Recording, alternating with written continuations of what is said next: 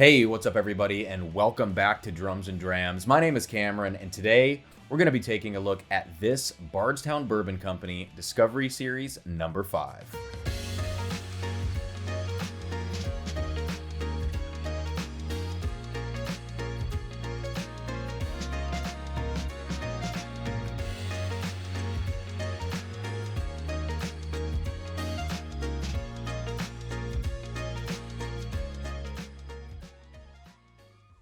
All right, so this is actually the second time that I've recorded this review for Bardstown Bourbon Company's Discovery Series number 5. About a month ago, Mitchell G., a local bourbon enthusiast here in Columbus, Ohio, reached out to me and offered up his bottle of what at the time was a brand spanking new Discovery number 5 for me to spend a couple days with and review so that I could get the first video out here on YouTube. So of course I said yes. I picked the bottle up, spent a few days with it, had a few pours, recorded the video, and then returned the bottle to Mitchell. But when I got home, when I started digging through the footage and when I started, putting the video together and editing things, I realized that it didn't quite go as well as I thought it did. And so instead of releasing what would have been a lackluster video in order to get that viewership, which I really need, I like getting those videos out early. But instead of doing that, I decided to kind of hold it back, wait until I got my own bottle of Discovery 5 so I could spend some more time with it and then make a video that I would be more proud of. I don't tell you this to bore you. I just wanted to give a little context. And honestly, I wanted to publicly shout out Mitchell and say thank you for offering up that bottle to me. That was a really, really cool thing to do. But I also want to publicly apologize to Mitchell because it didn't quite go the way that we had planned.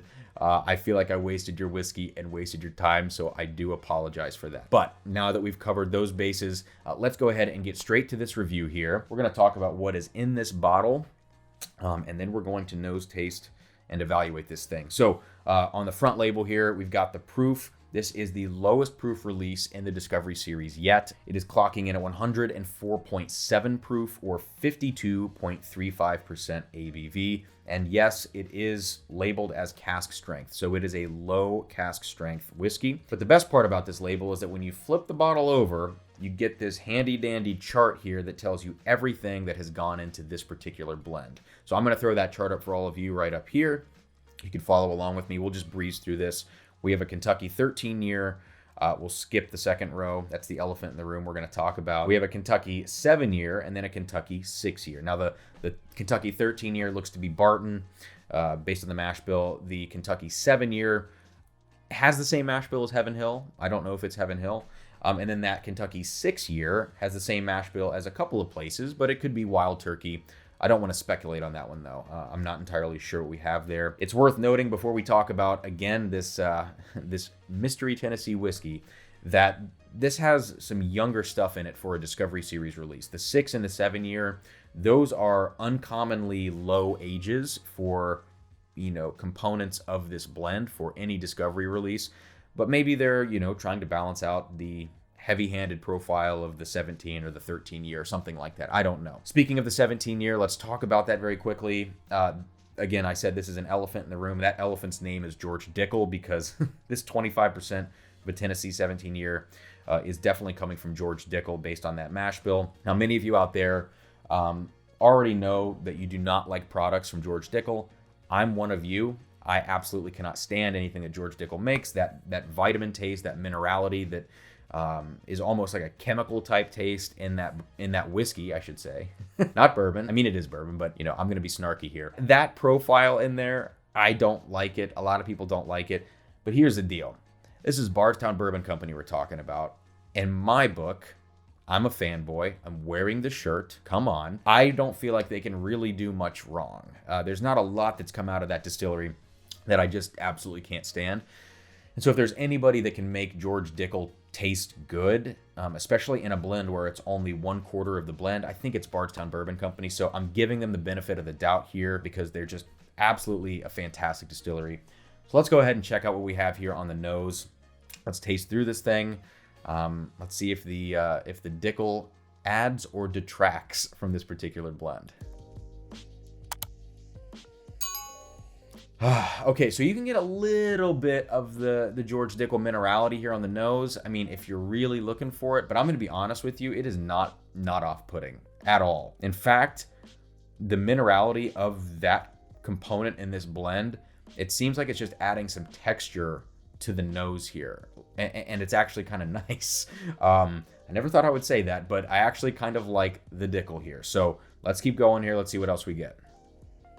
Okay, this is a very interesting profile. I've sat with this a couple of different times now, and I've tried to figure this out.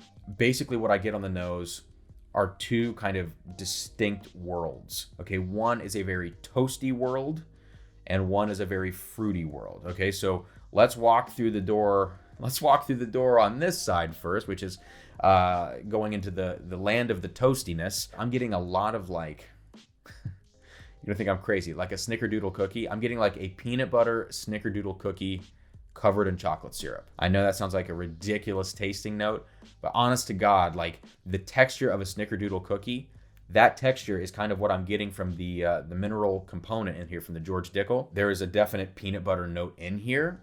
If there's Heaven Hill juice in that, which there very well may be, that could be where it's coming from. Either way, you get a nice peanut butter creaminess in here. There's a ton of chocolate. And again, like this really nice toasty or almost biscuity type note. It's a really, really nice mixture of things. But that's half of the story, right? That's just the land of the toastiness or whatever. I had a bunch of dumb analogies written for this. I'm not going to go into any of those. So that's the first half. Let me do another nosing and we'll talk about the second half here. Right. Okay. So the other half of this I mentioned is like the fruity half. And with that, you get a ton of cherry notes in here. There's a lot of really nice, sweet, rich cherry. There is some orange citrus as well. And, you know, in terms of other stuff, there's a little bit of leather, you know, aged leather. That's going to come from those older bourbons in here. And you get a nice oak presence as well. So yeah, I get all this toastiness, all this chocolate, this peanut butter snickerdoodle cookie. That's what a weird note, but you know, I don't actually feel that bad saying it because it's kind of obvious on the nose here. And then yeah, like I said, cherry, orange, some other fruity components. Really, really nice. I'm not put off at all by the Tennessee whiskey in here. So let's go to the palate now and see what we get. Cheers. All right, so this is a weird palate. All right, the nose to me, I think, is better than the palate of this bourbon. On the nose, I mean, like I said, you get these two different halves, and that's kind of weird that it's that disjunct. We'll talk about that in a little bit. I want to get to that, but you have these two halves, but both of those halves are really, really good, and they intermingle to some extent, right? I mean, you kind of bounce back and forth between them. When you get to the palate, it doesn't feel like it's put together very well, as compared to the nose or even compared to other Discovery Series releases, which I don't think it's worth comparing to other Discovery Series releases. I'll go ahead and tell you that right now at this point in the video. The other Discovery Series are going to make this one seem silly because they are so good and also higher proof and just completely different animals through and through. When you're looking at this one, I just don't think this is going to stand up well in a side-by-side comparison. That doesn't mean it's bad whiskey. It just kind of means that it's just a totally different profile. Anyways, like I was saying, the palate here is a little bit unimpressive. It hits you with some cinnamon up front. You get a lot of that toastiness that rushes in. You also get a ton of those cherry notes, and then it just kind of dies off on the back end. And the finish is not very long either. You do get a little bit of something that lingers around, some leather notes and things like that, but it's a little bit unimpressive. So I'm going to take a bigger sip this time with some of these lower proof bourbons, or even, I mean, this isn't that low. It's about 105. Some of these flatter profiled bourbons, sometimes you need a little bit of a bigger sip to get a more full experience. So let's do a bigger sip here. I mean, it's kind of amazing, but just the size of the sip that you take can really affect the way that these bourbons feel on the palate. You can make that case for any bourbon, right? But it does help to know like what kind of profile you're dealing with, and how the way you drink it, or the cup you use, or the size of sip you take, or how you nose it, all these things might affect the experience. I don't want to go too much into that, but take a bigger sip of this one. It's more impressive that way. That time it wasn't just a cinnamon pop up front. It really felt heavier in the mid palate, and a lot more flavors. You know what I'm trying to say. Many more additional flavors were present on the mid palate that time. A lot of additional fruitiness, some more of those sort of chocolatey and vanilla notes even. That was a much better experience, but still, I will say it falls off pretty fast on the back end. It reminds me of Elijah Craig B521, the barrel proofer. Kind of has that thing where it just kind of dies away. This one has a little bit of a nicer finish on the second sip. I am left with some lingering cinnamon in the throat here, and in the palate, I have some cherry sweetness, a slight bitter note, and some aged leather, which is nice. At no point so far on the palate have I been like, ew, George Dickel. There is George Dickel in my mouth. I don't want it. No, I haven't said that. I don't even notice it on the palate at this point. I don't know if I'm crazy, but I don't know. I think Bardstown Bourbon Company really did a heck of a job with this particular blend. So let's do one more sip, and then we're going to wrap this thing up. All right, third and final sip. I did get a little hint that time of something kind of chemical. Yeah, I don't know, maybe a tinge rubbery or something. I might just be kind of looking for something in there. But again, that time I had sort of the same experience as the second sip. Really nice, just mix of flavors there. The fruitiness is getting more and more apparent the more I sip it. It moves away from these toastier notes. And that peanut butter snickerdoodle cookie, it moves away from that as I continue sipping it and gets fruitier. I like it. It's a really, really solid pour. Yeah, nice finish. The longer I sip this, the more I get some lingering cherry on the palate, which is very nice. The cinnamon is hanging on even longer with each additional sip.